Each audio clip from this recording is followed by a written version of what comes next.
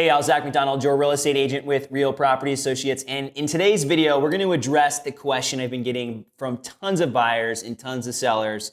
Is the coronavirus going to tank or crash the Seattle housing market? First of all, let's start off with what I know. Over the past month or so, we've been dealing with a declining stock market as well as concerns from buyers and sellers about what's going on in the stock market and how it's impacting the housing market. What I've seen so far is certainly a little less buyer interest. At least that's what I'm hearing from other agents in the office. There have been a few deals that have fallen apart, but from my experience, the majority of my buyers are still engaged and excited to buy. Most of them had liquidated before any kind of market correction happened.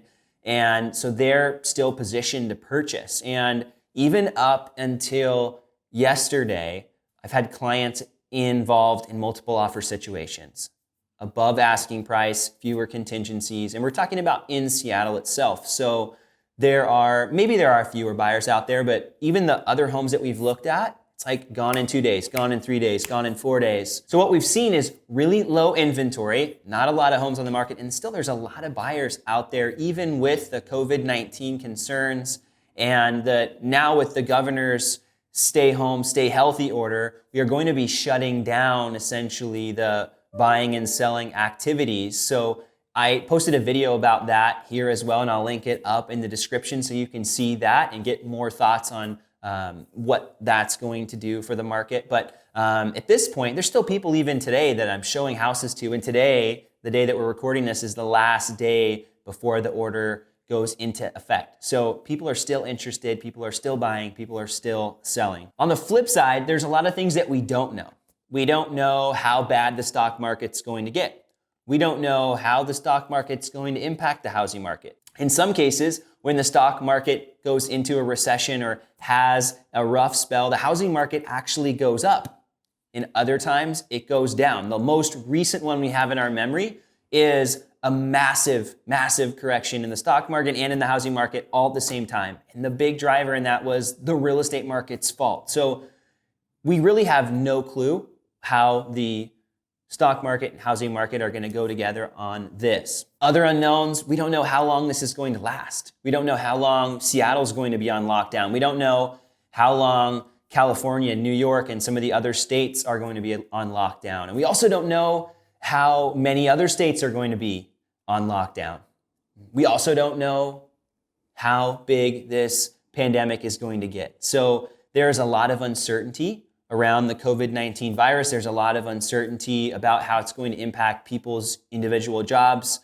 There are a lot of jobs, specifically in the Seattle area, that are easily work from home, but we all know there's tons of jobs in different industries where you can't work from home. And we already know people have lost jobs. And there are a lot of people living paycheck to paycheck. So to say that we know for sure what's going to happen would be an inaccurate statement. And to say that I have a crystal ball is dumb. I don't.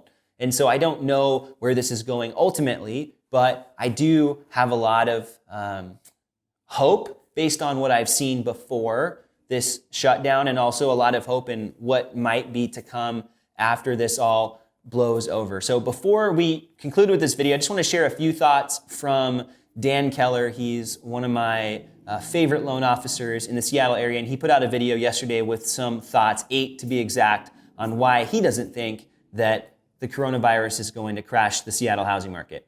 The last thing I want to talk about is recessions, and why I believe that, and many economists believe the same, that the coronavirus and the recession that we're in will not tank home values, will not tank the housing industry.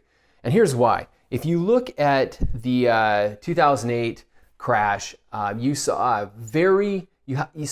a couple of things that stood out that are different than now.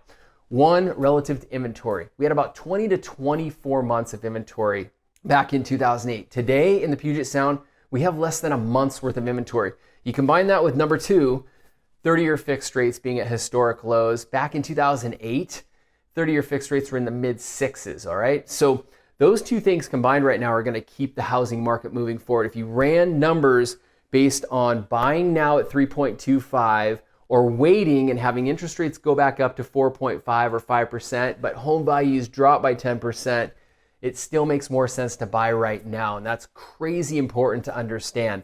And I think more consumers today are getting that. And so they're in the market. I can tell you that we are busier than ever with home buyers.